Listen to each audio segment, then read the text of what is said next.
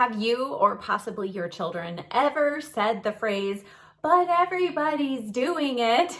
Usually that is in relation to something that you know you shouldn't be doing, but everybody else is doing it, so maybe it's okay. Today we're going to be talking about that in relation to a specific makeup technique that virtually every makeup artist, including myself, has recommended you do, especially if you have hooded eyes. It's one of those tips and techniques to make your lash line look fuller, thicker. And 2 months ago, when I went to my eye doctor appointment, he said, don't ever do that. And I thought, oh no, what is that? Well, in my appointment, I specifically wanted to ask my eye doctor what his opinion was on eyeshadows that have certain dyes in them that the FDA has said are not approved for use on the eye area. Now, if you've been around my channel for a while, you've probably heard me talk about certain companies or palettes, eyeshadow palettes, that have colors in them that have a disclaimer that say not for use on the immediate eye area. Generally, those are colors like red number 27, red number 28. There are a few others as well, but those are the main ones that seem to come up pretty often in this scenario. And the reason why the FDA says they're not approved is generally because those colorants can stain the skin, and because our eye area is so delicate, the FDA says that is too strong of a pigment to put up there. It's okay for cheeks, for lips, but not on the eyes. So at my recent eye doctor appointment, that was my main focus of the question, because I wanted to get his opinion on this and see if it was really that big of a deal, because apparently companies are continuing to do this and nobody else but me seems to care. So he said, you know, as long as you are removing your makeup every night before you go to bed, it's not as big of a deal. But you should never go to bed with eye makeup on, because it doesn't matter if something's approved for use on the eyes.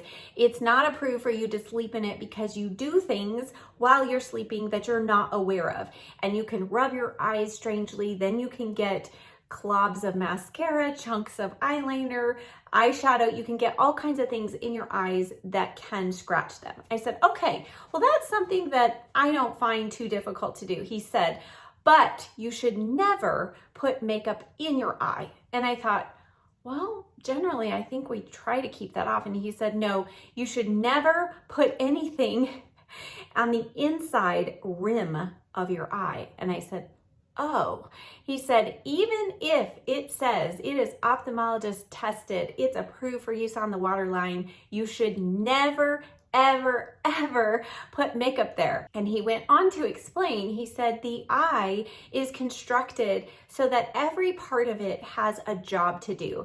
And our waterline, thus the name of it, the waterline is meant to stay moist, to help with the overall health of our eye. And he personally has treated patients that have developed severe reactions and infections in their eye. And he said one of his patients, the eye actually started attacking itself, and it was a very serious condition. So he said, never, ever put anything on your waterline. And I went, oh dear. Now, since my visit, of course, I became very aware of everybody that I love to watch on YouTube and how often I see them putting eyeliner in the waterline. As I mentioned at the beginning, it's something that I used to do on occasion. Now, admittedly for me, because I wear hard contacts, it was one of those things that I would do for the sake of how it looked, but I knew probably throughout the day it was gonna get uncomfortable. It was gonna somehow end up on my contact lenses.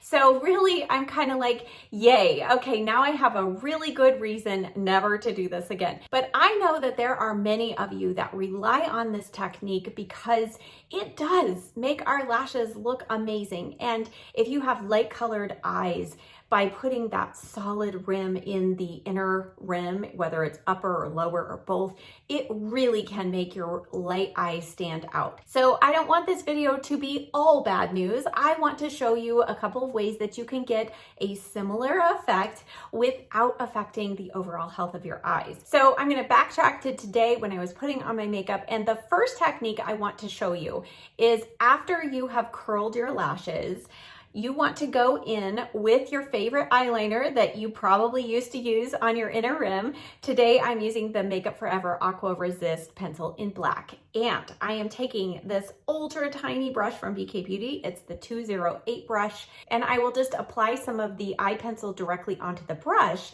And then I am going into just the roots of my lashes. I'm staying off the inner rim of my upper lashes, but I am pressing that brush in between the lashes. And this will in effect give you a very similar look. Now, it's not covering up the flesh of your upper waterline, but it is giving the lashes a look of extra fullness. So you can see by just doing a little bit of work there, it has given my lash line a little extra depth and thickness. Now, another alternative is you can use a liquid liner, and two of my favorites are the KVD Tattoo Liquid Liner or the Maybelline Tattoo Studio ink pen. That's the one I'm going to use today.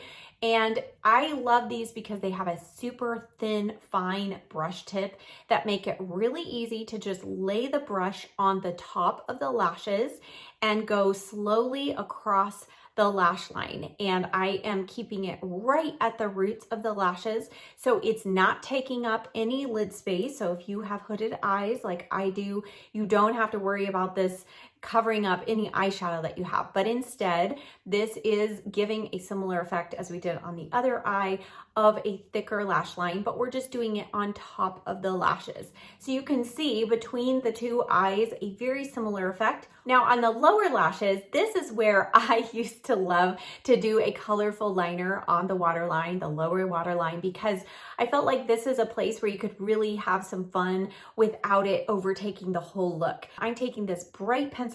This is a Makeup Forever Artist color pencil, and the shade is Versatile Violet. And instead of going on top of the lashes and putting it in the waterline, I am just actually putting this into the roots of the lower lash line, trying to keep it as close to the waterline as possible.